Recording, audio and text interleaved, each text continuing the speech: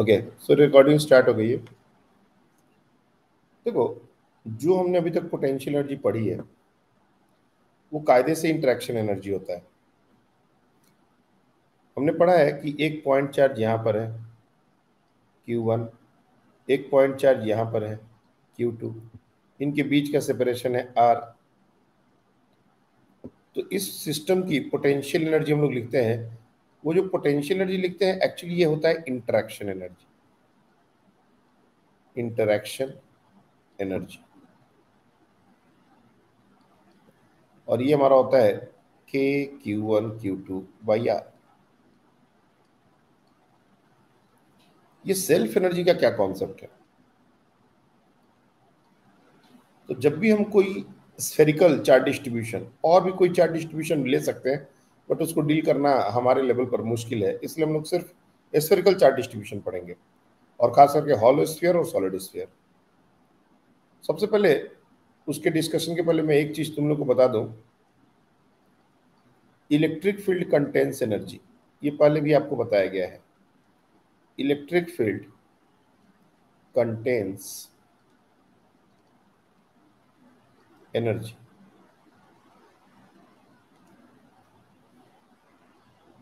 दूसरा, इसी के पैरेलल एक और स्टेटमेंट, एनर्जी डेंसिटी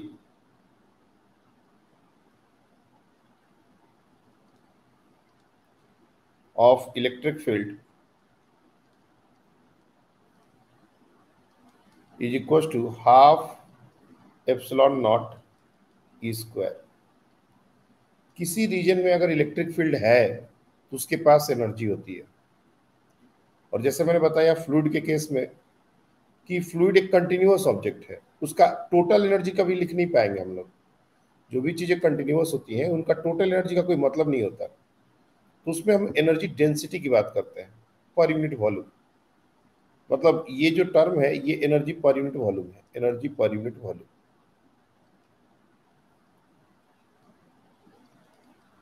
और ये फॉर्मूला अगर यूनिफॉर्म इलेक्ट्रिक फील्ड है तो भी, और नॉन यूनिफॉर्म इलेक्ट्रिक फील्ड है तब भी, हर जगह एप्लीकेबल होगा। Electric field uniform non uniform से इसका कोई लेना देना नहीं है। हाँ, अगर नॉन यूनिफॉर्म होगा तो अपने को इतनी आसानी से नहीं निकलेगा। अगर यूनिफॉर्म होगा तब तो डायरेक्ट वॉल्यूम से मल्टीप्लाई कर दो, काम हो जाएगा। लेकिन अगर इलेक्ट्रिक फील्ड वेरिएबल हो गया तब हमको थोड़ा सा इंटीग्रेशन के थ्रू इसको करना पड़ता है।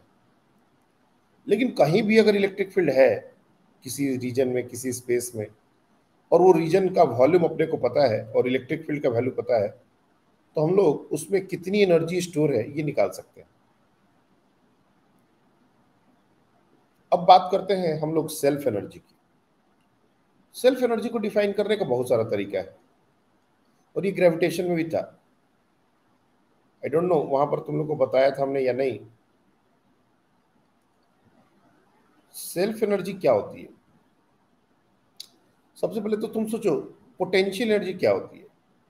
ये एक्सटर्नल एजेंट के कारण वर्क डन होता है। मतलब बेसिकली हम लोग डिफाइन करते हैं delta U is equal to work done by external agent. ये जो सिस्टम बना है दो चार्ज का, ये किसको किसी ने बनाया होगा।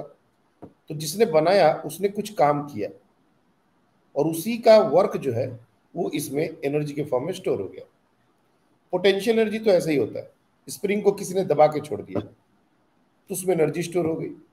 जब भी उसको रिलीज करेंगे उसके द्वारा जो वर्क हुआ था वही हमको वापस मिल जाएगा। तो हर कंजर्वेटिव फोर्स फील्ड में ऐसा सिस्टम होता है कि अगर उसके अगेंस्ट कोई वर्क हो जाए तो वो स्टोर रहता है, कंजर्व रहता है, दोबारा हमको मिल जाएगा। तो कोई भी सिस्टम बनता है तो उसमें किसी का वर्क होता है, और इसी वर्क को हम सेल्फ एनर्जी बोलते हैं। उसको बनाने में जो एनर्जी लगी उसको बोलते हैं सेल्फ एनर्जी। या फिर उसको तोड़ने के लिए जो एनर्जी देनी पड़ेगी उसको वो भी बोलेंगे सेल्फ एनर्जी। सेल्फ एनर्जी को बहुत तरीके से डिफाइन कर सकते हैं। एक तरीका है इट इज द एनर्जी और it is the work done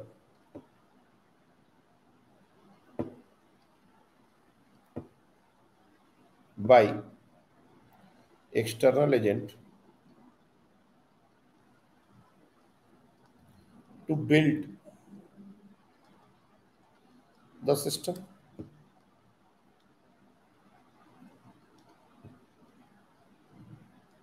जो भी सिस्टम का हम सेल्फ एनर्जी निकालना चाहते हैं, उसको बनाने में एक्सटर्नल एजेंट ने जो वर्क किया वो सेल्फ एनर्जी। और पोटेंशियल एनर्जी हम सेल्फ एनर्जी और इंटरेक्शन एनर्जी दोनों को मिला के काउंट करते हैं। पॉइंट चार्जेस का सेल्फ एनर्जी डिफाइंड नहीं है।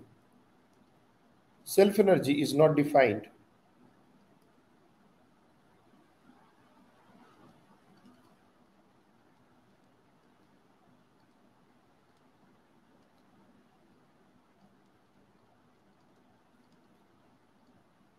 एक पॉइंट चार्ज को कैसे बनाया गया इस पर हम बहुत ज्यादा कमेंट नहीं कर पाएंगे, इसलिए self energy of point charge ये डिफाइन नहीं किया गया, ये नहीं होता, ये अनडिफाइंड है। लेकिन अगर हमारा self energy of a hollow sphere, self energy of solid sphere अगर ये बोलना हो तो हम निकाल सकते हैं।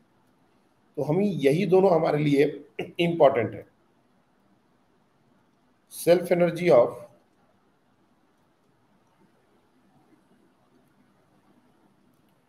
हॉलो स्फीयर, हॉलो स्फीयर मतलब कंडक्टिंग स्फीयर जिसके सरफेस पर चार्ज है, ये सरफेस पर चार्ज है।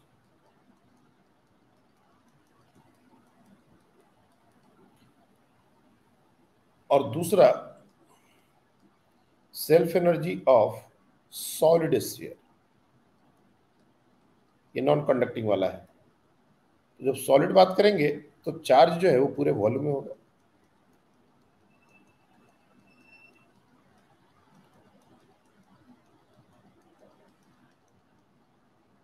सेल्फ एनर्जी का जो एक्सप्रेशन है वो टोटल चार्ज के टर्म्स में डिफाइंड होता है।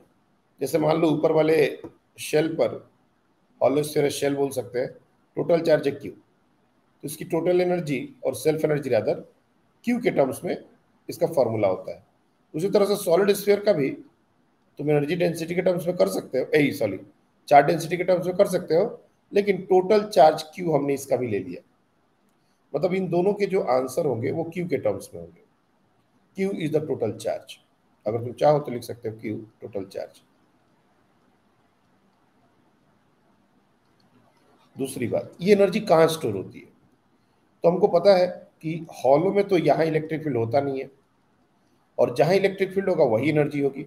सिर्फ बाहर में होती है एनर्जी, ये बाहर में इलेक्ट्रिक फील्ड एग्जिस्ट करता है हॉलो के।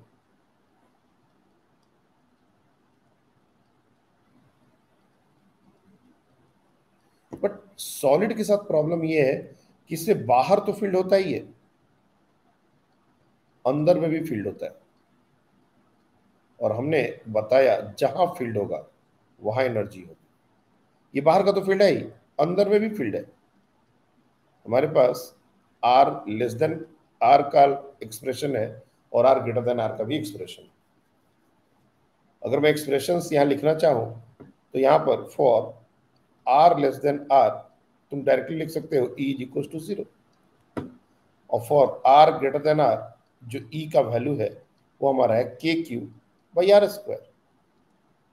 यही होता है हमारा इलेक्ट्रिक फील्ड का वैल्यू, पॉइंट चार्ज की तरह बिहेव करता है आउटसाइड पॉइंट के लिए। और सॉलिड स्फीयर भी आउटसाइड पॉइंट पर like for R greater than R E का जो वैल्यू है वो बिल्कुल सेम है के क्यू बाई आर स्क्वायर।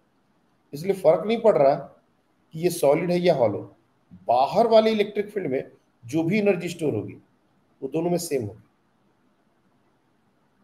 फिर से बोल रहा हूँ, सेल्फ एनर्जी में हमारा जो एक्सप्रेशन आएगा हॉलो स्फीयर का, क्योंकि उसमें सिर्फ बाहर में इलेक्ट्रिक फील्ड है तो एनर्जी सिर्फ बाहर में स्टोर है। लेकिन सॉलिड में इलेक्ट्रिक फील्ड अंदर भी और बाहर भी है, दोनों जगह स्टोर होगा। जब हम इसको डेराइव करेंगे, जब हम इसका वैल्यू निकालेंगे, तो हॉलो स्फीयर के लिए आउटसाइड का ही एनर्जी निकलेगा और सॉलिड के लिए अंदर और बाहर दोनों का निकलेगा, लेकिन बाहर वाला आंसर दोनों का सेम रहेगा, क्योंकि बाहर में इलेक्ट्रिक फील्ड देख रहे हो सेम एक्सप्रेशन सेम है। जो भी डेरिवेशन होगा उसमें सेम एक्सप्रेशन अगर यूज करेंगे तो आंसर सेम ही आएगा। लेकिन एक्स्ट्रा कुछ इसमें एनर्जी एक्स्ट्रा होती है। क्यों? क्योंकि for R less than R इसका जो इलेक्ट्रिक फील्ड होता है ये हमारा होता है के Q by are Q into r. जिन लोगों को फॉर्मूला याद नहीं है वो लोग फॉर्मूला देख सकते हो। सॉलिड स्फीयर के इनसाइड पॉइंट पर आर हमारा सेंटर से डिस्टेंस होता है, ये हमारा इलेक्ट्रिक फील्ड होता है। तो उससे कुछ एक्स्ट्रा एनर्जी ये जो अंदर में इलेक्ट्रिक फील्ड है वो स्टोर करता है, और इन दोनों को, बाहर और अंदर, इन दोनों को मिला के टोटल सेल्फ एनर्जी बनती है सॉलिड स्फीयर की। हॉलो स्फीयर की तो सिर्फ बाहर की एनर्जी है, उसी को उसका टोटल एनर्जी बोलेंगे, लेकिन सॉलिड में अंदर और बाहर दोनों को ऐड कर देंगे तब ये इसका सेल्फ एनर्जी होगा। अब इसको निकालने के बहुत सारे तरीके हैं। एक तो तरीका है डायरेक्ट वर्क डन से निकाल लो, दूसरा तरीका है एनर्जी डेंसिटी से निकाल लो, और भी तरीके हैं। मैं हॉलो स्फीयर का दो तरीके से तुमको निकालना सिखाता हूं, तुमको जो तरीका अच्छा लगे वही सही, नहीं अच्छा लगे रिजल्ट याद कर लो। So self energy of hollow sphere,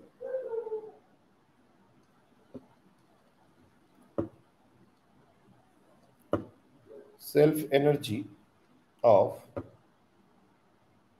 hollow sphere.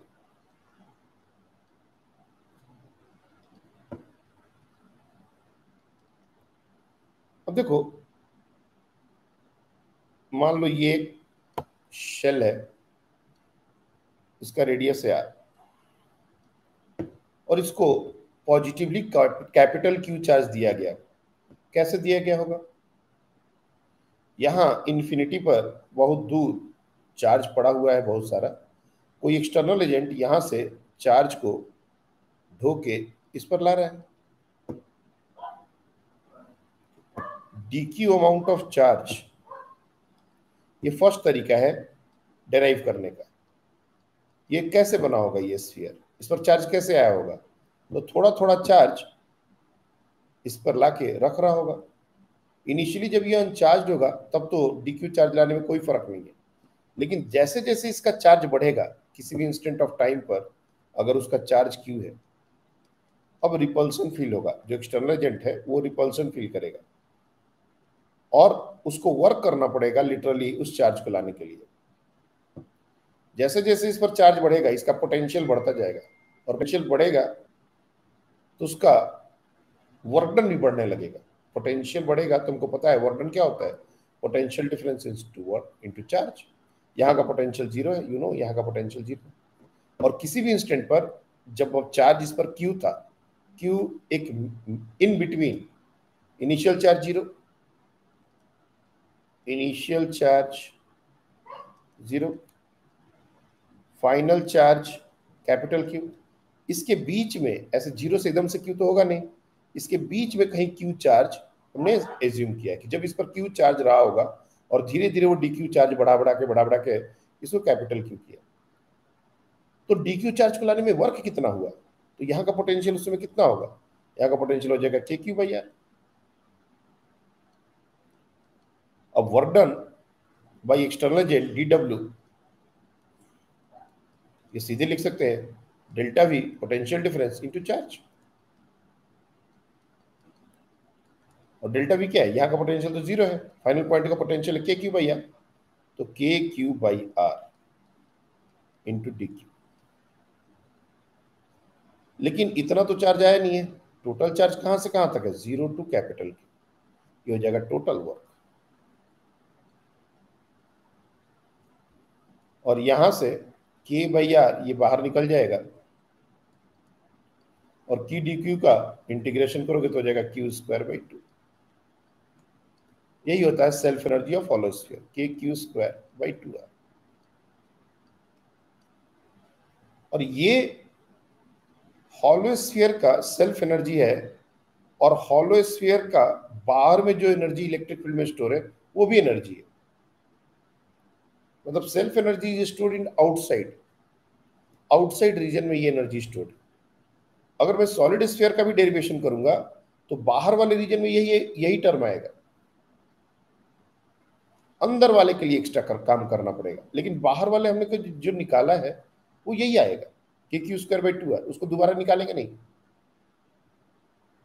अब ये पहला तरीका है, हमने धीरे धीरे चार्ज को बिल्ड किया, जो वर्डन हुआ उसको इवेल्युएट कर दिया।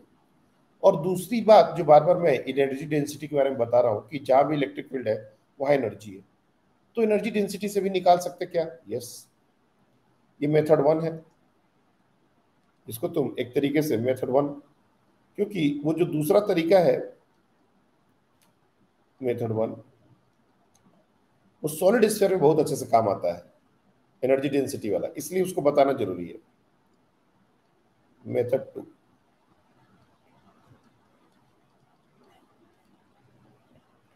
इसमें हमने क्या किया, वही कॉन्सेप्ट यूज किया कि जहां भी इलेक्ट्रिक फील्ड है वहां एनर्जी है, और ये एनर्जी एक्सटर्नल एजेंट के वर्क के कारण ही स्टोर हुई है। ये रेडियस हमारा आर है और इस पर टोटल चार्ज क्यू है। तो हम लोग को किसी भी पॉइंट पर, जैसे ये डिस्टेंस अगर हमने ले लिया आर, तो यहाँ पर इलेक्ट्रिक फील्ड अगर देखें तो इलेक्ट्रिक फील्ड का वैल्यू होता है, the value of electric field at this point is kq by r square. It is a variable electric field. You can see it is a variable electric field. Variable है। और तुमसे अगर पूछा जाए कि ये इलेक्ट्रिक फील्ड कहाँ तक है, इलेक्ट्रिक फील्ड का जो एग्जिस्टेंस है वो कहाँ से कहाँ तक है, अगर मैं इस सेंटर को रेफरेंस ओरिजिन मान के बात करूं कि कहाँ से कहाँ तक है, तो तुम कायदे से बोल सकते हो इसको कि E lies from R is equal to capital R to R tends to infinity. अंदर में तो फील्ड है नहीं, तो अंदर में फील्ड कहाँ से दिखाएंगे, आर से, मतलब यहां इसके बाहर से लेके इंफिनिटी तक किसका फील्ड इंफिनिटी तक लाई करेगा, और इलेक्ट्रिक फील्ड वेरिएबल भी है। तो ये जो है वो हमको लिमिट बता रहा है, ये जो हमने स्टेटमेंट लिखा है ना, ये लिमिट के लिए लिखा है कि लिमिट जब इंटीग्रेशन का डालना होगा तो अपने को समझ में आना चाहिए कि कहां से कहां तक। अब हमने क्या किया, ये जो स्फेरिकल शेल है, एक बार और बना लो, इसके बाहर में एक और शेल कंसीडर किया जिसका रेडियस है स्मॉल आर। ये एक शेल कंसीडर किया जिसका रेडियस है स्मॉल आर और थिकनेस है डी आर। ये थिकनेस जो है वो डी आर है और इसका रेडियस है आर।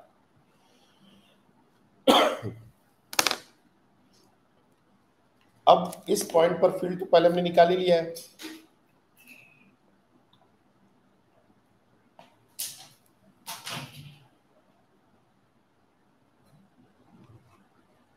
बस यहाँ का अगर वॉल्यूम पता चल जाए, ये जो शेल है, ये जो शेल हमने बनाया है, इसका वॉल्यूम अगर पता चल जाए और यहाँ की इलेक्ट्रिक फील्ड पता है, तो एनर्जी डेंसिटी से इतने में कितना एनर्जी स्टोर होगा वो तो निकल ही जाएगा। तो शेल का वॉल्यूम निकालना अब हमारे लिए बड़ी बात नहीं है, हमने बहुत बार ये काम किया है। dv 4πr² dr, ये वॉल्यूम हो गया। और एनर्जी डेंसिटी का फॉर्मूला क्या है, अभी लिखा था, एनर्जी डेंसिटी इसका फॉर्मूला है half epsilon not E square. तो इतने से छोटे से ये छोटा सा जो रीजन है, इसमें कितनी एनर्जी स्टोर होगी, डी बोलो चाहे डी यू बोलो, एनर्जी स्टोर्ड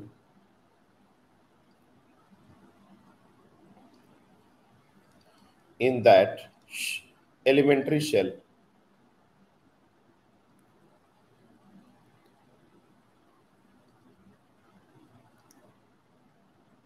इसको अगर हम डी से डिनोट करते हैं तो ये क्या हो जाएगा, energy density half epsilon not E square into DV.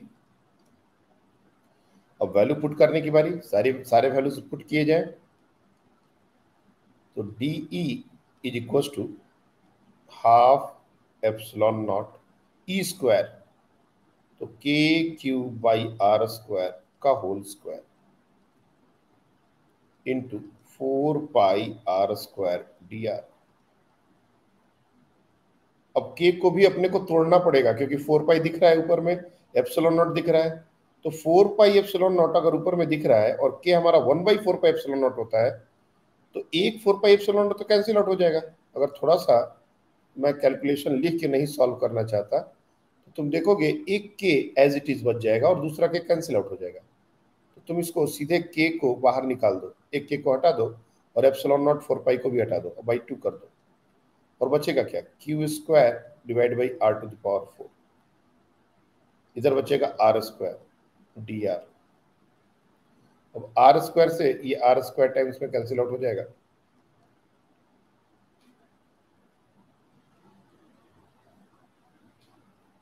तो ये हमारा हो जाएगा K Q square divide by 2 R square D R. ये हमारा हो गया वैल्यू। लेकिन ये उतने छोटे से रीजन का ही एनर्जी है, अभी हमको टोटल एनर्जी निकालना है, इंटीग्रेट करना पड़ेगा। कर दो, कहां से कहां तक, आर टू इंफिनिटी। जो टर्म कांस्टेंट है बाहर चले जाएंगे, जैसे के क्यू स्क्वायर बाई 2 कांस्टेंट है, बाहर निकालो इसको, और इंटीग्रेशन के अंदर हो जाएगा 1 by R square D R, R to infinity. 1 by R square D R का इंटीग्रेशन -1 बाई आर होता है, ये बहुत बार हो चुका है, अब बार बार इसको फॉर्मूले पर जाने की जरूरत नहीं है। तो K Q square by 2 -1 by R, sorry, और लिमिट आर टू इंफिनिटी। अब अगेन वही बात हो गई, माइनस आ गया जब इंटीग्रेशन के बाद, तो लिमिट पुट करने में थोड़ा केयरफुल हो जाओ, माइनस को बाहर निकाल के लिमिट पुट करो। सो माइनस के क्यू स्क्वायर बाई 2, और जो थोड़े मैच्योर है वो लोग सीधे लोअर लिमिट पहले पुट कर दे, अपर लिमिट बाद में पुट करें। तो 1 by infinity -1 by R. 1 by infinity zero होता है, माइनस और माइनस प्लस होगा, डायरेक्टली वही आंसर आ गया जो एक्सपेक्टेड था। इसमें कहीं भी हमने वो सारी बातें नहीं की जो पिछले डेरिवेशन में की थी, डी क्यू चार्ज आ रहा है, पोटेंशियल डिफरेंस इनटू चार्ज, कुछ भी ऐसा नहीं किया, प्योर एनर्जी डेंसिटी कॉन्सेप्ट, और इससे भी वही रिजल्ट है। इसका मतलब कि जो हम लोग बात कर रहे थे कि एक्सटर्नल एजेंट जो भी वर्क करता है वो इलेक्ट्रिक फील्ड में होता है, इलेक्ट्रिक फील्ड में एनर्जी होती है, एनर्जी डेंसिटी, सारा बात कनेक्ट हो रहा है, सारा बात एक ही तरफ कन्वर्ज हो रहा है। तो हम बोल सकते हैं कि ये बिल्कुल सही है, इलेक्ट्रिक फील्ड में एनर्जी होती है, यही एनर्जी डेंसिटी का फॉर्मूला है। यहां पर ये प्रूव भी हो गया कि ये एनर्जी डेंसिटी का फॉर्मूला सही है, और इसके बेसिस पर हमने एक रिजल्ट डेराइव कर लिया।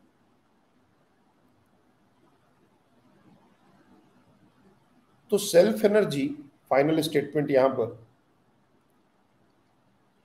सेल्फ एनर्जी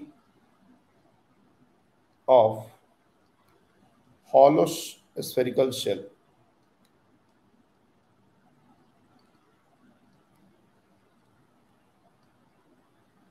ये हमारा हमेशा याद रखना, के क्यू स्क्वायर बाई 2 आर।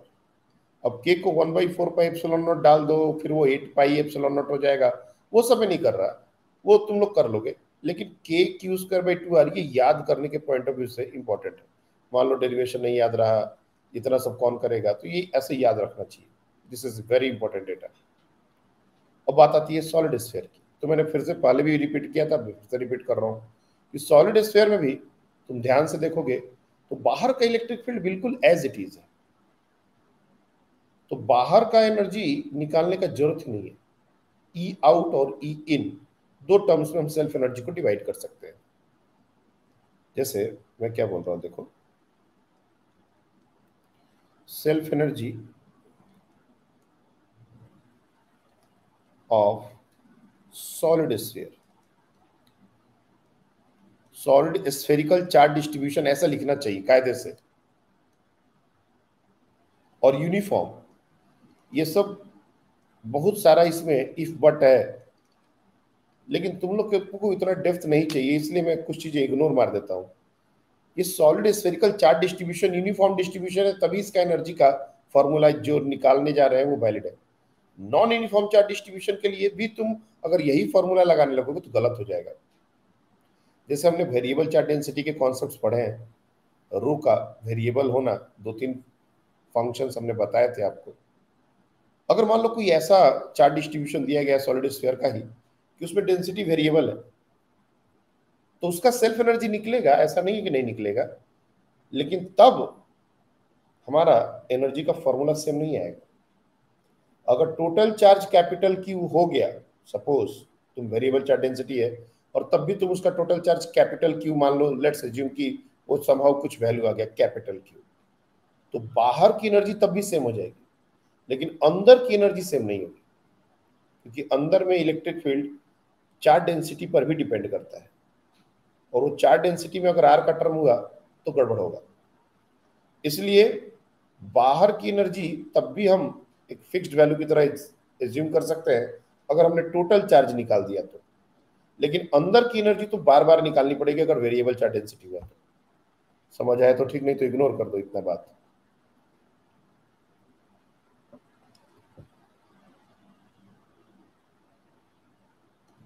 ये हमारा वो स्फीयर है। अब जैसे हमने बताया था, मैं अब चार्ज नहीं दिखाऊंगा, चार्ज दिखाऊंगा तो बहुत गंदगी हो जाएगा। दो पार्ट में एनर्जी है, एक है ई इन और एक है ई आउट, और टोटल चार्ज है कैपिटल क्यू। ई आउट निकालने का जरूरत नहीं है, हमने ऑलरेडी इसको दो दो तरीके से डिराइव किया है, इसको क्यों करना, ये तो ऑलरेडी किया हुआ है। ई इन केवल कैलकुलेट करना है बस, और इसमें भी अप्रोच वही लगाएंगे, इसमें कोई नया अप्रोच नहीं, एनर्जी डेंसिटी का ही अप्रोच लगाएंगे। अब कहोगे सर वर्क डन वाला अप्रोच क्यों नहीं लगा रहे, वो भी लगा सकते हैं। देखो क्या है, सारे अप्रोच वैलिड है, लेकिन समझना एनर्जी डेंसिटी से थोड़ा आसान है। नहीं तो एक एक शेल, उसके ऊपर एक शेल, ओनियन वाला कॉन्सेप्ट डालना पड़ेगा। तो अगर तुम लोग को इंटरेस्ट हो तो मेरे बताने के बाद खुद से ट्राई कर सकते हो, कोई बुराई नहीं है। मैं इसको एनर्जी डेंसिटी से सॉल्व कर रहा हूं। इस रीजन में इलेक्ट्रिक फील्ड ई इन आपको पता है, और एक मिनट, ये जो ई टर्म हम यूज कर रहे हैं ना, ये थोड़ा सा कंफ्यूजिंग हो जाएगा, इसको यू ले लो, यू ले लो।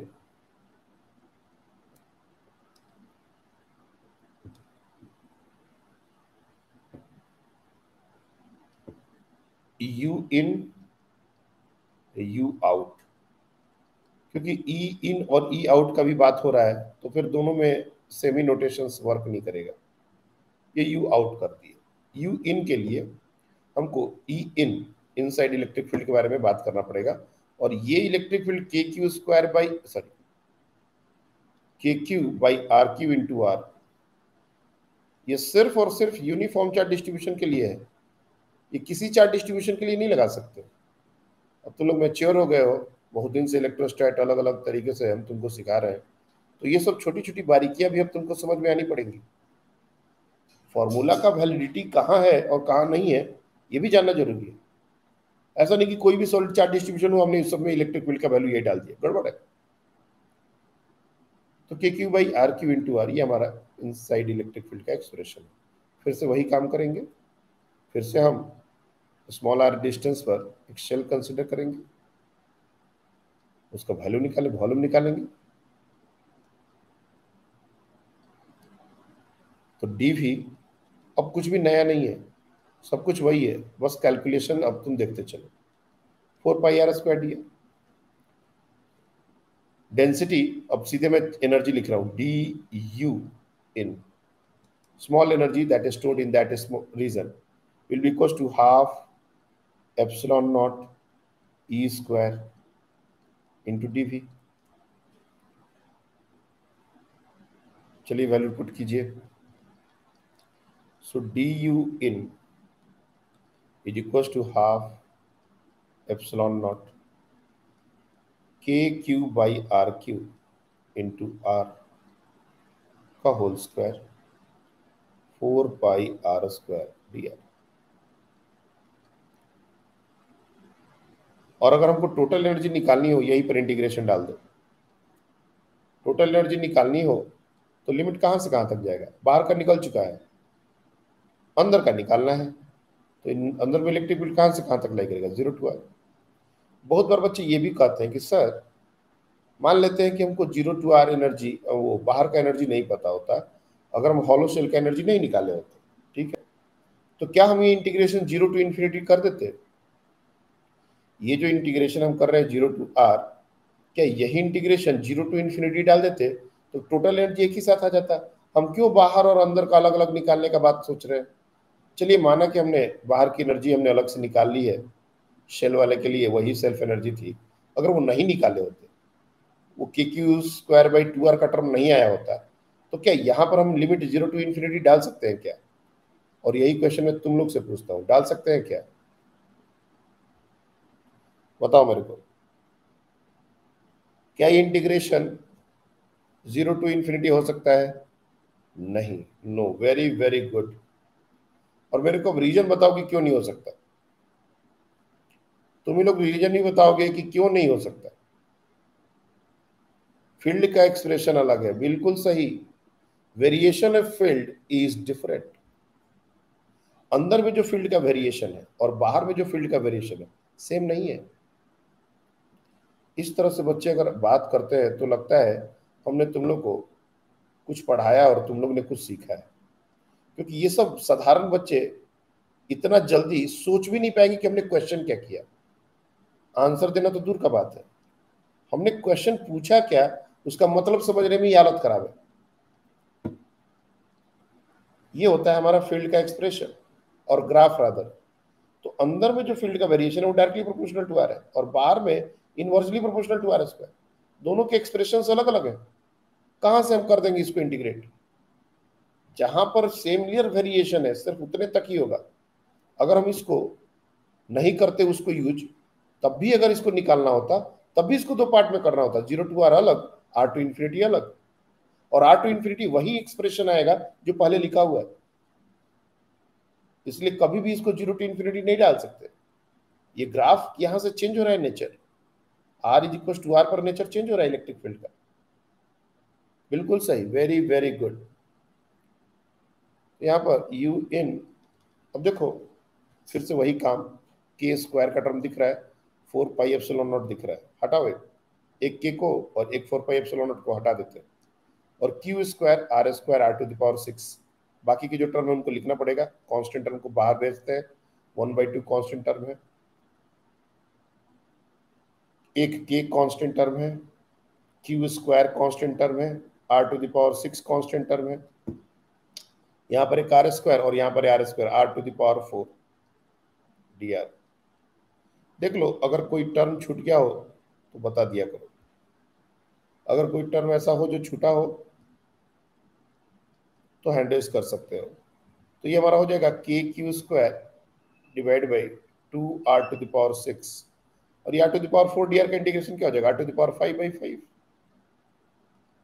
और ये तो 0 टू आर का इंटीग्रेशन है, बहुत सिंपल है, जीरो पुट करने की भी जरूरत नहीं। तुम कहोगे तो डायरेक्टली छोटा हटाओ, लिमिट नहीं डाल रहे, सीधे आर लिख दिया हमने।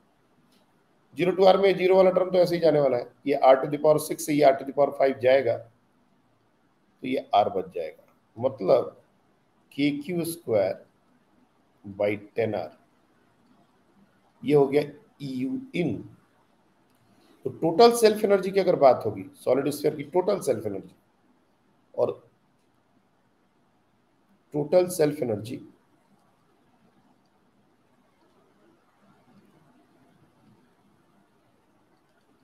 तो इसमें you in plus you out, ये दोनों का कंट्रीब्यूशन होगा। यू इन क्या है, के Q square by 10 R. U out क्या है, के Q square by 2 R. K Q square by R को कॉमन कर लो, तो 1/10 प्लस 1/2, तो ये हो जाएगा 6/10, 2×5, हाँ 6/10, 3/5, मतलब 3 के क्यू स्क्वायर बाई 5 आर। ये हो गया total self energy of solid sphere. लेकिन मैं फिर से तुमको बार बार ये बात बताऊंगा कि तुमको अलग अलग भी वैल्यू याद रखने हैं। अगर तुमने गलती से भी सिर्फ ये डेटा याद करने का कोशिश किया, रेशियो पूछ देता है कि अंदर में कितना बाहर में कितना, एक ऑप्शन है ये याद कर लो और self energy of hollow sphere याद कर लो। और तुमको ये पता होना चाहिए कि टोटल एनर्जी में माइनस करके हम अंदर वाली एनर्जी निकाल सकते हैं। बोलेगा कि अंदर की एनर्जी और टोटल एनर्जी का रेशियो क्या होगा, अंदर की एनर्जी और बाहर की एनर्जी का रेशियो क्या होगा, टोटल एनर्जी और बाहर एनर्जी का रेशियो क्या होगा। ऐसे छोटे छोटे सवाल बन जाएंगे और बच्चे को पता भी नहीं है कि ऐसा सवाल हो सकता है। वो तो एक ही फॉर्मूला है, कौन सा एनर्जी क्या एनर्जी, अंदर कौन सा बाहर कौन सा, इसको कुछ आइडिया ही नहीं है। वो तो रट्टा मार के बैठा है, 3 के क्यू स्क्वायर बाई 5 आर। तो 3 के क्यू स्क्वायर बाई 5 आर अगर याद करते हो तो K Q square by 2r भी तुमको याद होना, और माइनस कर दो, ये माइनस कर दोगे तो ये अपने आप आ जाएगा, तो ज्यादा सेफ साइड है। ये हो गया हमारा self energy of hollow and solid sphere. अब बात आती है कि सर इंटरेक्शन एनर्जी का क्या हुआ। जब भी हम पोटेंशियल एनर्जी लिखेंगे, पहले तो एक बात, यहीं पर कोई डाउट है, इतने तक कोई डाउट है तो मेरे को अभी बता दो, नहीं तो इसके बाद हम डिस्कशन को कहीं और लेके जाने वाले हैं। कुछ पूछना हो तो भी पूछ सकते हो।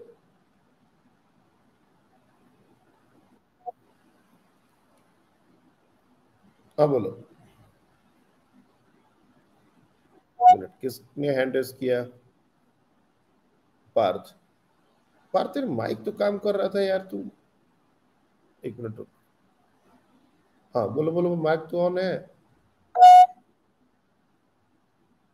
ट्राई। बोलो।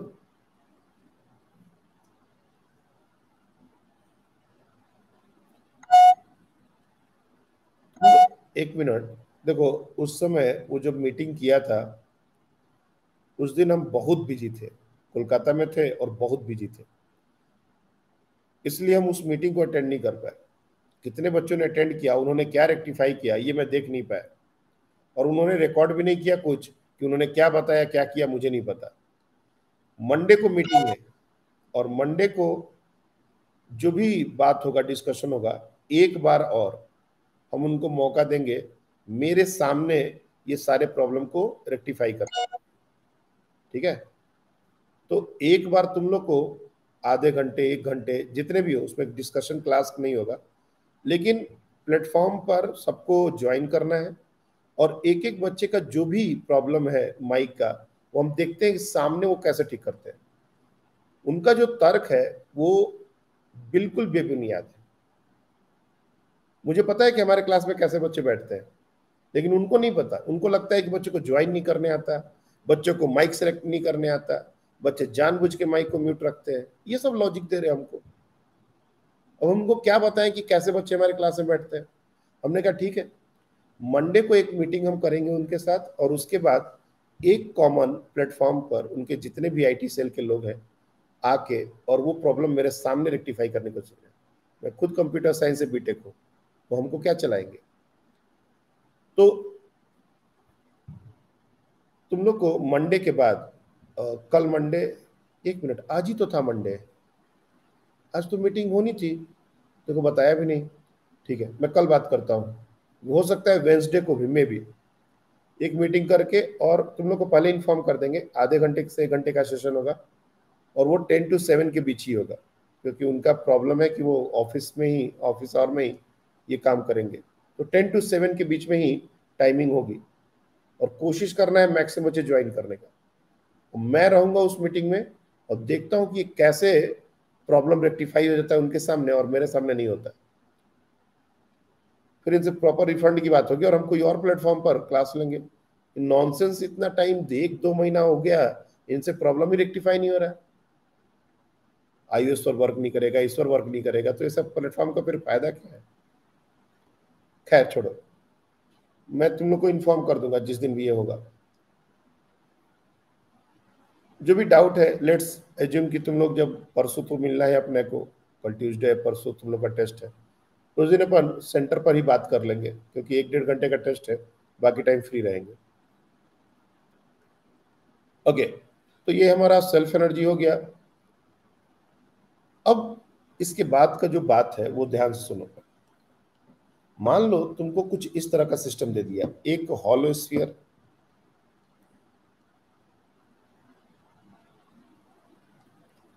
एक सॉलिड स्फीयर, इस पर चार्ज है Q1, इस पर चार्ज है Q2, और इनके सेंटर टू सेंटर सेपरेशन जो है, सेंटर टू सेंटर जो सेपरेशन है वो है स्मॉल आर। अब बोलेगा टोटल एनर्जी निकालिए, total energy of the system.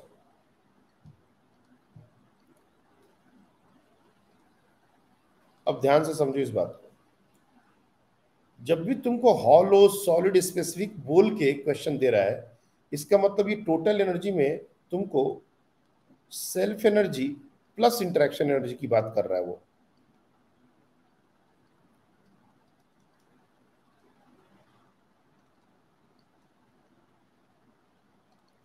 Interaction energy का मतलब क्या, K Q one Q two by R, कुछ नहीं, ये वही पोटेंशियल एनर्जी है जो हमने पहले पढ़ा था।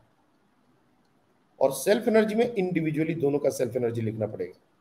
जैसे ये हॉलो है तो इसका पता है हमको, K Q one square by two R, इसका रेडियस हमने लेट से आर वन ले लिया, चलो इसका रेडियस आर वन ले लो तो आर वन हो गया, प्लस इसका रेडियस हमने ले लिया आर टू, तो इसका कितना आया था 3/5 के Q square by are Q two square R two, और प्लस ये सेल्फ एनर्जी का टर्म है और ये इंटरेक्शन एनर्जी का टर्म है।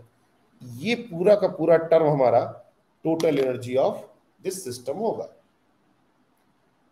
अब जब हम पॉइंट चार्ज के लिए लिखते थे ना, तो पॉइंट चार्ज के लिए सेल्फ एनर्जी डिफाइंड ही नहीं है, तो सिर्फ इंटरेक्शन एनर्जी लिख देते थे और उसी को पोटेंशियल एनर्जी बोल देते थे। लेकिन जब भी कभी ऐसा सिस्टम आ जाए, हॉलो सॉलिड की बात आ जाए, तब हमको उसकी self energy plus interaction energy ये लिखना पड़ेगा। आई होप कि यहां तक बात तुम लोग को समझ में आ गई होगी। तो सेल्फ एनर्जी और अदर एनर्जी डेंसिटी के कॉन्सेप्ट को हम एक दो जगह और इम्प्लीमेंट करते हैं, कहाँ करते हैं, कैसे करते हैं, वो भी हम देखेंगे। तुम लोग कैपेसिटी, एक मिनट, तुम लोग का क्लास में चल क्या रहा है, आकाश में भी क्या चल रहा है? कैपेसिटर खत्म हो गया, करंट इलेक्ट्रिसिटी, करंट इलेक्ट्रिसिटी में कहा टॉपिक,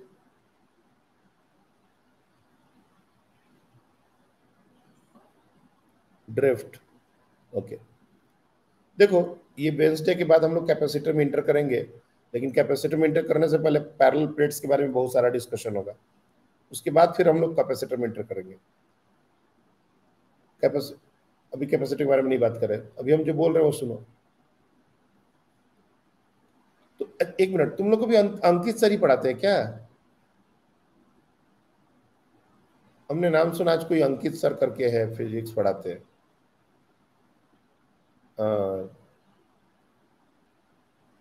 एक पेरेंट बता रहा था, चलो जाने दो। ये देखो मैं क्या बोल रहा था, जैसे कंसेंट्रिक सेल के बारे में हमने बहुत सारी बातें अभी तुम लोग को पिछले 2-3 दिन में बताई। मान लो एक कंसेंट्रिक सेल, दो दो सेल की बात करते हैं, ये एक सेल है और ये एक सेल है। अंदर वाले सेल को सॉलिड भी मान लो, कोई बुराई नहीं है। मैंने इस बात पर पहले भी बात करी है, फिर से बोल रहा हूं ताकि दिमाग में बैठे। ये सॉलिड भी अगर हो गया ना, तब भी हमारा क्वेश्चन चेंज नहीं होगा। अगर इसके अंदर में चार्ज डालना है तब क्वेश्चन में चेंज आएगा। अगर अंदर में चार्ज नहीं डालना, तो ये हॉलो हो अंदर वाला, सॉलिड हो, फर्क ही नहीं पड़ता। तो ये सब छोटी छोटी बातें भी ध्यान में रखनी है, मैं भी नहीं बोल रहा। बहुत सारे बच्चे इसमें भी कंफ्यूज कर जाते हैं। हमने शेल बोल के सिखाया है, अंदर वाला सॉलिड कर दिया, अब बच्चा परेशान है। सर अंदर वाला सॉलिड था, अब तो क्या कर रहा है, सॉलिड है तो ठीक है, एक ही बात है, उसमें कोई फर्क थोड़े ना है। अब मान लो तुमने यहाँ पर चार्ज दिया Q1 और इस पर चार्ज दिया Q2, ये टोटल चार्ज की बात कर रहा हूँ।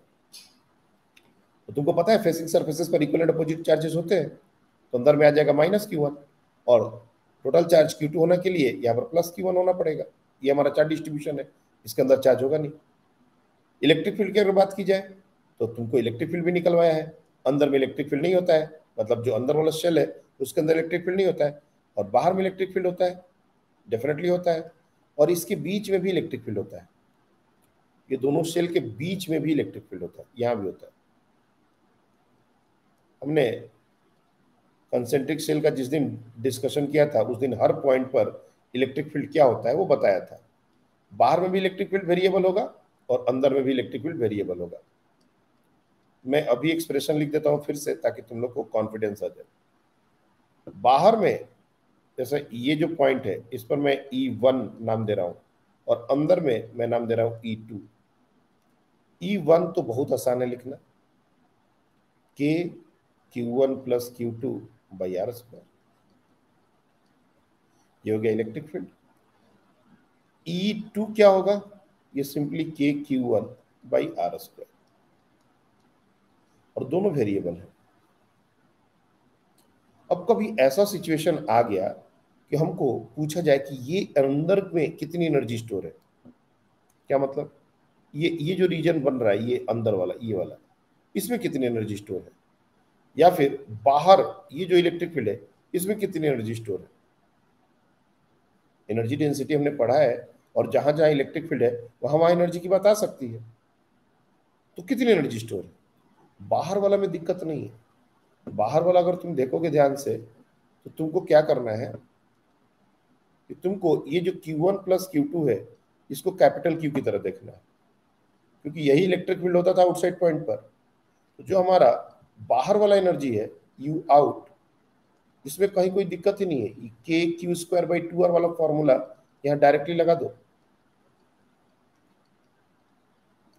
अगर आउटर रेडियस R है तो ये R outer radius of the shell होगा। R है तो R, 2R है तो 2R, 4R है तो 4R। ये R याद रखना, मैं इसको मार्क कर देता हूँ, भूलना नहीं है। ये R हमारा आउटर सेल का रेडियस है, रेडियस ऑफ आउटर सेल।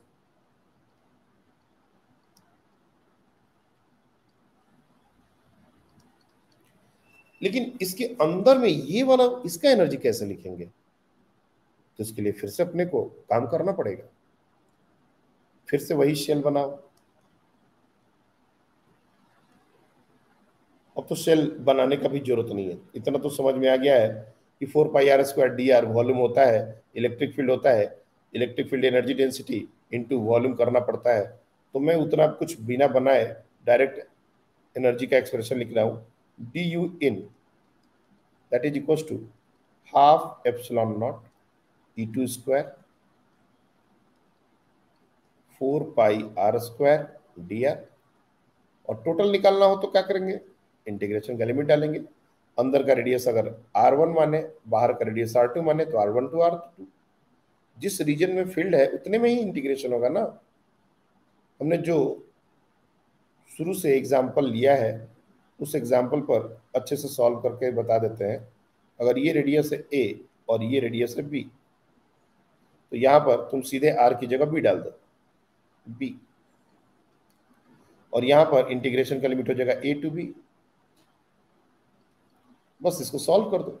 इसको सॉल्व किया है, आज ही किया है हमने। तो अंदर में कितनी एनर्जी स्टोर है, बाहर में कितनी एनर्जी स्टोर है, सब निकल जाएगा। कभी कभी जब हम अर्थ करते हैं, सुनते रहना, आज बहुत सारा कुछ बताना है। उधर धोनी मार रहा होगा, लेकिन अब क्या करें।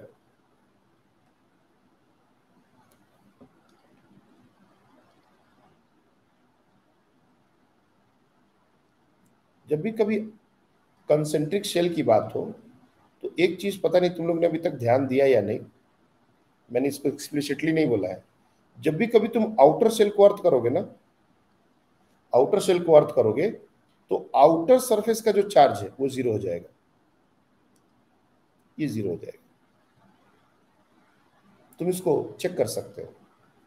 वेनेवर, मैं स्टेटमेंट बना रहा हूं, whenever we earth outer shell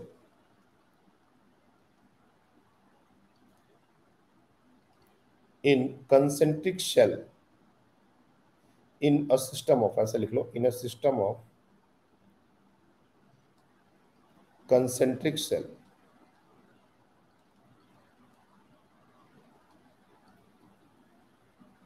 charge on the outer surface must be zero।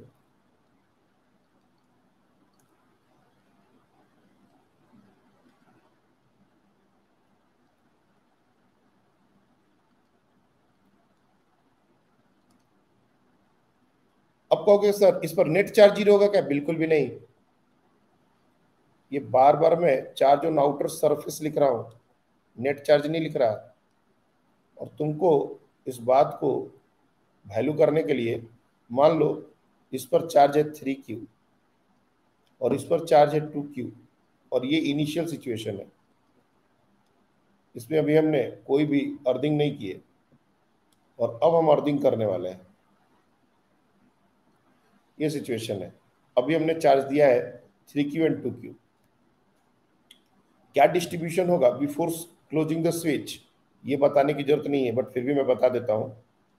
Before closing the switch,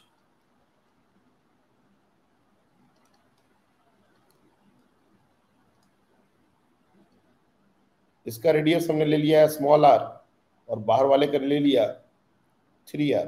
तुम चाहो तो 2R भी ले सकते हो। डेटा में जानबूझ के रैंडमाइज कर रहा हूं ताकि कोई भी आंसर ऐसा ना आ जाए कि तुमको लगे कि अच्छा ऐसा ही होता है। जब भी मैं क्वेश्चन का डेटा लेता हूं अपने मन से, तो जानबूझ के रैंडम डेटा लेता हूं ताकि कुछ भी कोइंसिडेंटली ना हो जाए। अब हो जाता है कभी कभी कुछ आंसर ऐसे आ जाता है कि सर इसको हाफ करने से हो जाएगा क्या, ऐसा नहीं होता।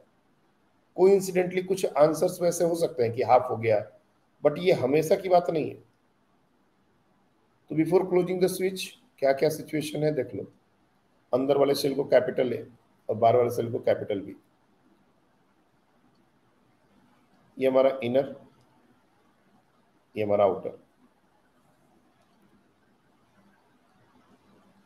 ए के इनर शेल पर कितना चार्ज होगा, आउटर सरफेस पर कितना चार्ज होगा, बी के इनर सरफेस पर कितना होगा, आउटर सरफेस कितना होगा। तो ये जब बताया हुआ है, इनर सरफेस पर कोई चार्ज नहीं जाएगा ए के, जो भी चार्ज होगा वो आउटर सरफेस पर जाएगा। और facing surfaces equal and opposite लेते हैं, -3q। और चूंकि कंजर्वेशन ऑफ चार्ज होल्ड करना है, टोटल चार्ज 2q चाहिए, तो अपन क्या करेंगे, इसको 5q करेंगे। क्योंकि -3q नीचे गया तो +3q ऐड करना पड़ेगा, तभी तो टोटल ये ऐड होके हमारा 2q होगा। तो ये हम बिफोर क्लोजिंग द स्विच। अब बात करते हैं आफ्टर क्लोजिंग द स्विच।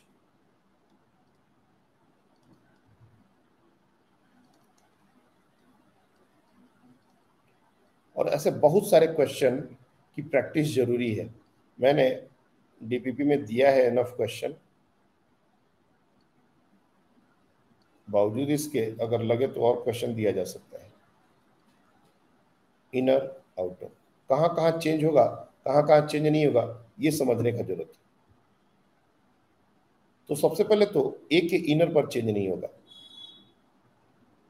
ए के आउटर पर भी चेंज नहीं होगा, and the best part is कि बी के इनर पर भी चेंज नहीं होगा।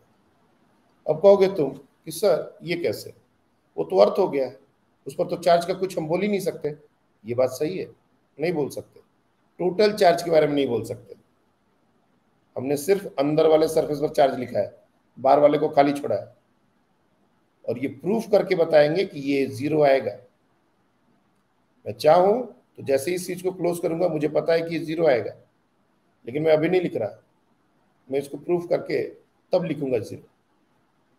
क्या करना है, अर्थ करने पर पोटेंशियल 0 करना है, आउटर सेल का पोटेंशियल लिखो, वीबी क्या हो जाएगा, 0 होना चाहिए। तो के अंदर वाले चार्ज का वैल्यू दिया हुआ है 3q divide by radius 3r है, क्योंकि आउटसाइड पॉइंट है तो आउटर का रेडियस लेना पड़ेगा, प्लस बाहर पर टोटल चार्ज कितना है मुझे नहीं पता, मैंने इसको कैपिटल क्यू से डिनोट कर दिया। ये कैपिटल क्यू अननोन है, total charge on the outer shell, अंदर कितना बाहर कितना भी नहीं कर रहे, अभी टोटल चार्ज लिख रहे हैं, total charge on outer shell.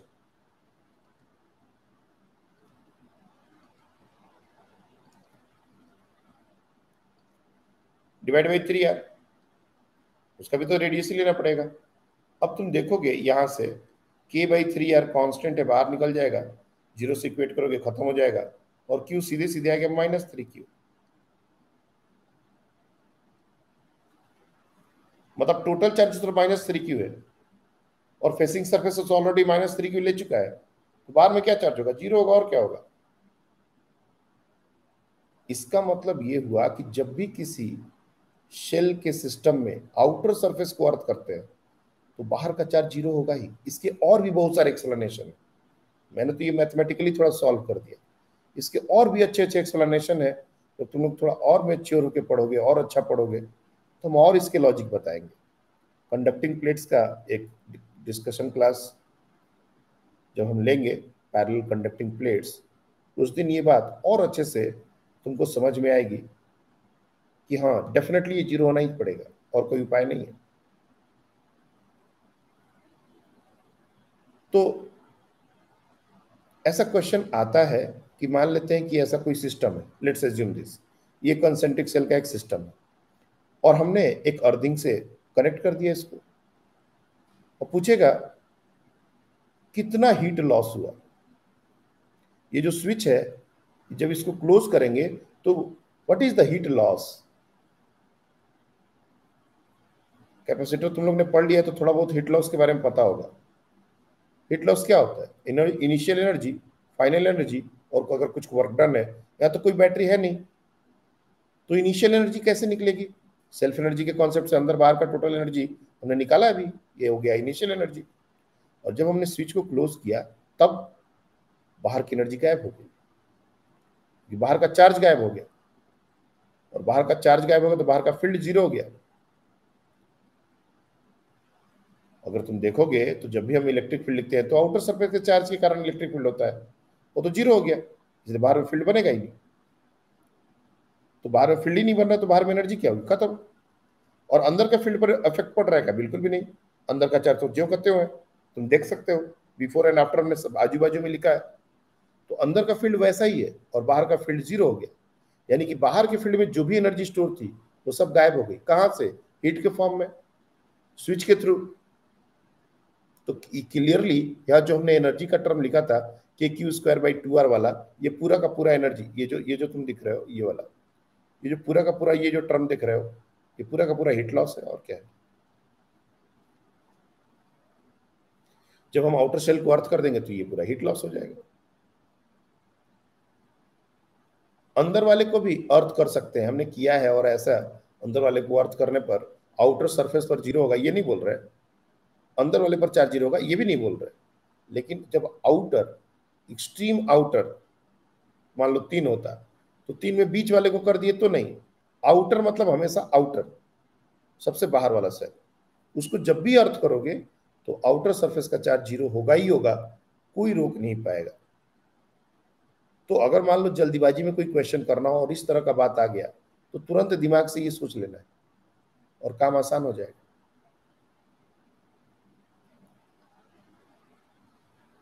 तो ये सारी बातें थी अपने को सेल्फ एनर्जी में बताने की। तुम लोग ने स्फेरिकल कैपेसिटर्स मान लो पढ़े होंगे, तो कैपेसिटर निकालने का, अच्छा एक मिनट, कैपेसिटेंस किसी भी कैपेसिटर का कैसे निकालते हैं कौन बताएगा? How many ways we can find the capacitance of any arrangement. इस पर बात नहीं करना चाहता था, लेकिन चूंकि इस तरह के सिचुएशन में हम आ गए हैं कि थोड़ा सा इस पर बात करना जरूरी है। बताओ,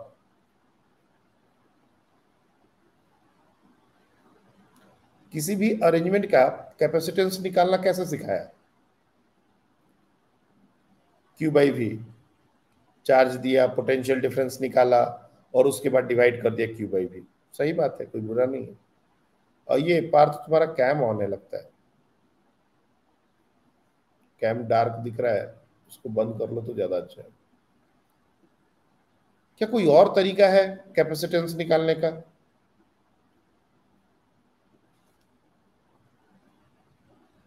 सर ऑप्शन नहीं दिख रहा वीडियो का।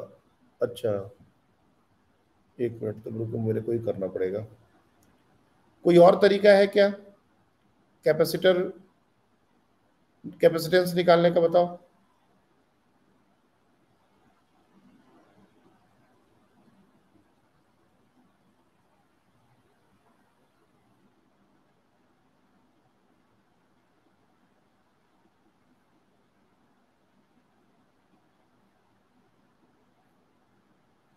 इन्होंने 10 पर ही रिस्ट्रिक्शन डाला है, मेरे को पता है ये क्या प्रॉब्लम है। ये 10 बच्चों से ज्यादा जैसे ही क्लास की स्ट्रेंथ होती है ना, तो इनका ना प्रॉपर वीडियो वर्क करता है और ना माइक वर्क करता है। और 10 लोग से कम अगर रहोगे ना तो सारा माइक का सिस्टम वर्क करेगा, वीडियो वर्क करेगा, लेकिन 10 से ज्यादा पर इनका सिस्टम करप्ट हो जाता है, बेकार हो जाता है। उन्होंने क्या मोनोटोनस क्लास के लिए बनाया प्लेटफॉर्म, और बार बार मैं इस पर चैलेंज कर रहा हूँ, उनको सुनाई नहीं दे रहा। इसलिए बोल रहा हूँ कि 10 से कम अगर ज्वाइन कर लोगे ना उस दिन क्लास में, तो उनका जो पॉइंट है वो प्रूव हो जाएगा कि नहीं सब कुछ वर्किंग है। हमको कम से कम क्लास में 10 से ज्यादा की स्ट्रेंथ चाहिए, 15, 20 तो बच्चे ही है, और वो लोग अगर ज्वाइन करेंगे तो 3-4 तो वो लोग भी होंगे। तो 10 से ज्यादा चाहिए, 15, 16, 17, तब जाके देखता हूं कि कैसे क्या प्रॉब्लम आती है। एनीवे हाँ, एप्सिलॉन नॉट बाई डी, नहीं, ऐसा नहीं है। देखो, कैपेसिटेंस को और निकालने का दूसरा तरीका होता है हाफ सी वी स्क्वायर। कोई भी कंडक्टर का अरेंजमेंट है, उसमें जो भी एनर्जी स्टोर है, चार्ज दे दिया, एनर्जी निकाल दी, और एनर्जी को हाफ सी वी स्क्वायर से इक्वेट कर दिया। तो जब भी हम कोई भी कंडक्टर का अरेंजमेंट लेंगे, सपोज तुम लोग थोड़ा बहुत पढ़े हुए हो इसलिए ये चीज को बताया जा सकता है, जैसे स्फेरिकल कंडक्टर, ये स्फेरिकल कंडक्टर है, इसका रेडियस है आर, और इसका कैपेसिटेंस होता है 4 पाई एप्सिलॉन नॉट आर, यही पढ़े हो। क्या इसको और किसी तरीके से डिराइव किया जा सकता है? यस, इस पर चार्ज दो क्यू, और इसमें जितनी भी एनर्जी स्टोर है वो निकालो। क्या है? के क्यू स्क्वायर बाई 2 आर, यही तो एनर्जी हमने पढ़ा है, सेल्फ एनर्जी, जो भी एनर्जी, यही एनर्जी है। और इसको हाफ सी वी स्क्वायर या फिर हाफ क्यू स्क्वायर बाई 2 सी, इसको क्यू स्क्वायर बाई 2 सी से इक्वेट कर दो। जो भी एनर्जी स्टोर हुई है उसको क्यू स्क्वायर बाई 2 सी से इक्वेट कर दो, जो भी सी होगा वो निकल जाएगा। बी के लिए हमको पोटेंशियल चाहिए, इसको रहने दो, हमको पोटेंशियल नहीं पता, हमने तो क्यू चार्ज दिया उसको, पोटेंशियल भी निकाल सकते हैं बट छोड़ दो, तुम उसको क्यू स्क्वायर बाई 2 सी से इक्वेट कर दो।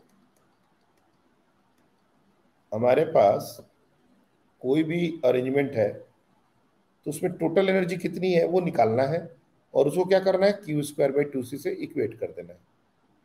अब Q square will get cancelled, 2 will get cancelled, 1 by this implies 1 by 4 pi epsilon naught r is equals to 1 by c. This means what? C to 4 pi epsilon naught r. जब ऐसे multiple shell वाले conductors आते हैं ना, 3 3 4 4 concentric shells, और इसका capacitance अगर निकालना होता है तो ये क्यू वाला जो तरीका है कि क्यू निकालना, पोटेंशियल डिफरेंस निकालना, ये सब फेल हो जाता है। उस समय समझ ही नहीं आता क्या करें, लेकिन ये मेडिकल में नहीं आता। उस समय एक ही तरीका है, रामबाण, एनर्जी निकाल लो, क्योंकि तुमको एनर्जी निकालने आता है। कैसा भी सिस्टम हो, इलेक्ट्रिक फील्ड निकालने आ गया तो एनर्जी निकालने आ गया, तुम्हारे पास एनर्जी डेंसिटी का फॉर्मूला है, और एक बार एनर्जी निकल गया तो टोटल एनर्जी को जो भी तुमने चार्ज एज्यूम किया है क्यू स्क्वायर बाई 2 सी से इक्वेट कर दो, अब सी डायरेक्टली आ जाएगा, और क्या आएगा। तो ये बहुत ही शानदार तरीका होता है, लेकिन बहुत कम लोग इसको बताते ही नहीं। फर्स्ट अटेम्प्ट में हम भी नहीं बताते, लेकिन तुम लोग का रिस्पॉन्स अच्छा है और एनर्जी डेंसिटी हमने अच्छे से समझा दिया, तुम लोग ने समझ ली, इसलिए इतना बकबक कर रहे हैं, नहीं तो हम भी नहीं बताते इसको। अब जितने भी तुमने कैपेसिटेंस पढ़े हैं, कैपेसिटर पढ़ा है, सब में तुम चाहो तो ये तरीका लगा के चेक कर सकते हो कि सही है या नहीं, हर जगह वर्क करेगा। खैर, कैपेसिटर तो हम लोग पढ़ेंगे और बहुत अच्छे से पढ़ेंगे। कैपेसिटर के बारे में मैं एक और बात बता दूं, क्योंकि अब इसके बाद सीधे बुधवार के बाद क्लास है, इसलिए थोड़ा, कैपेसिटर में 2 पार्ट हैं और करंट इलेक्ट्रिसिटी में भी 2 पार्ट हैं। कैपेसिटर और करंट इलेक्ट्रिसिटी, इनका पढ़ने का तरीका हम लोग क्या है, कैसा रखेंगे, याद रखो पहले। और अच्छा है कि तुम लोग के क्लास में ये करंट इलेक्ट्रिसिटी चल रहा है। कैपेसिटर में 2 पार्ट हैं, एक है बेसिक्स ऑफ कैपेसिटर